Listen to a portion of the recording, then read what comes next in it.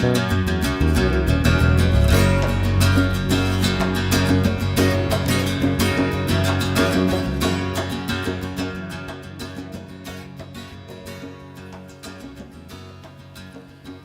my friends. Welcome to this week's newscast. It's unclear how many rockets were fired from the Gaza Strip on Tuesday last week, May 26th, hitting southern Israel just outside of Ashdod. Some reports put the number of rockets fired as high as 5, but according to my Red Alert app, unless I don't understand something, I counted 24.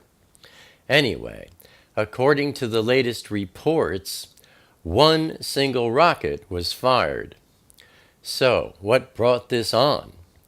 Well, it seems that Islamic Jihad recently appointed a new commander to oversee the northern region of the coastal enclave, and while that new commander was supposed to start his new position, his predecessor opposed it, sparking clashes between the two commanders' supporters. The new commander's men then kidnapped 2 operatives working under the former commander, and in retaliation, the predecessor's followers decided to fire rockets at Israel. Now there's an organized and disciplined group for you, huh? That's how they do things. Anyway, then, the next morning, that's Wednesday, May 27th, Israeli aircraft struck 4 targets in Gaza in retaliation. It always seems to be that the spring, and especially the summer months, are when the wars really escalate in the Middle East, my friends. And with the 4th blood moon of the 2014-2015 blood moon tetrad coming in September, I expect we are about to see some serious developments coming up.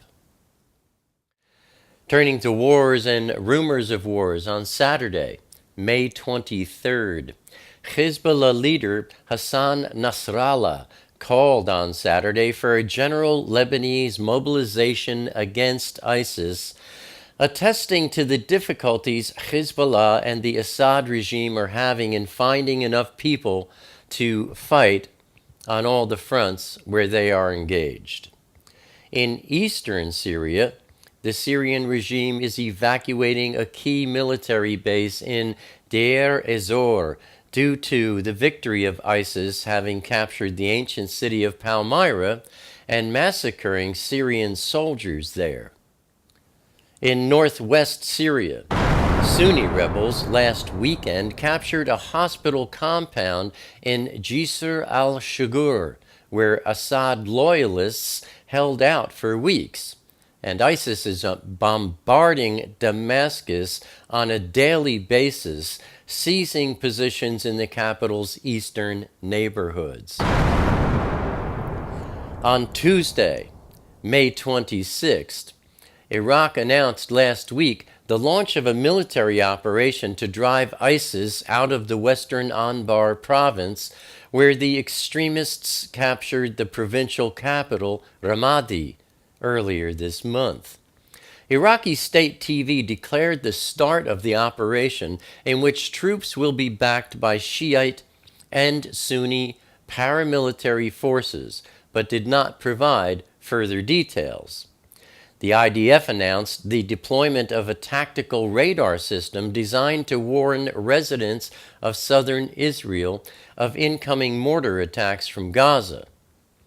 Last summer's Gaza war saw 2,580 mortar shells fired at Israel border communities. The Iron Dome defense system is not effective against short-range mortar shells, and the military hopes this new system will afford local residents 15 seconds to get to safety. On Wednesday, May 27th, after taking control of the Syrian city of Palmyra last weekend, ISIS militants executed around 20 men in the Roman amphitheater and called people to watch, close quote, the Syrian Observatory for Human Rights reported.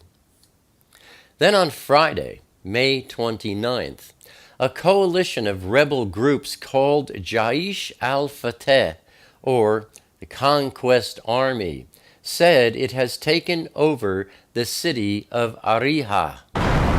Syria's al-Qaeda offshoot Nusra Front is a major part of that coalition. The Syrian army pulled back from the northwestern city after the insurgent group seized the last city in Idlib province, which was still held by the government. Now, on Sunday through Thursday, that's May 31st through June 4th, a nationwide Home Front Command military exercise will commence and will continue from Sunday through Thursday throughout Israel. The exercise will simulate a multi-front war, meaning simultaneous rocket barrages from southern Lebanon and Gaza with damage to essential strategic sites such as seaports and airports, power stations, and water facilities. The exercise will also incorporate large-scale terror attacks. Preparation for something? I don't know. On Monday, yesterday, June 1st, at least 33 Iraqi army soldiers and allied fighters were killed in an ambush by ISIS in a town in the Flashpoint Western Anbar province. More than 40 other soldiers were injured in al-Sadiqiyah, located east of the provincial capital, Ramadi. Iraq continues to fund ISIS by continuing salaries to Iraqi government employees who live in ISIS-controlled territory. ISIS skims the money Iraq pays these public employees, estimated to total hundreds of millions of dollars each year, and yet ending payments to employees, effectively cutting off money to ISIS, would create a humanitarian problem. It would also give ISIS a propaganda victory, signaling to the largely Sunni recipients in ISIS-controlled areas that the largely Shiite government in Baghdad is abandoning them and that ISIS is their only protection. As I previously reported, ISIS seized the Iraqi city of Ramadi and the Syrian city of Palmyra. Essentially, all that is left of sovereign Iraq is the Shiite people who enjoy the backing of the United States and the assistance of the Iranian Revolutionary Guards. They've come together to fight ISIS over the Shiite territories in southern Iraq, but have neither the interest nor the ability to defend northern Iraq from ISIS. In Syria, however, ISIS views the regime of Syrian President Assad as easy prey. Assad has virtually no military forces fighting for him. All that's left of the Syrian army is a group of exhausted soldiers who are outnumbered and unmotivated. Control of Palmyra affords ISIS a springboard toward Damascus and Homs. And Assad must also contend with the Nusra Front, which is backed by Jordan, Turkey, and Saudi Arabia. And as it stands now, the assistance Hezbollah lends to the Assad regime is completely inconsequential. And that's the newscast for this week, my friends. Abba willing, I'll see you here again next week. Until then, stay safe. Shalom.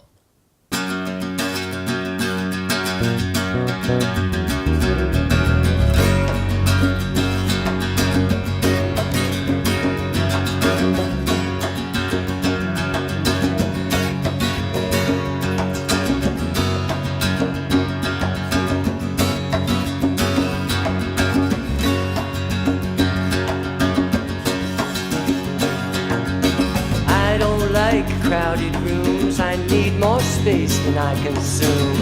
Enough is time alone with you, underneath a naked moon, sharing confidential moods and making chatter.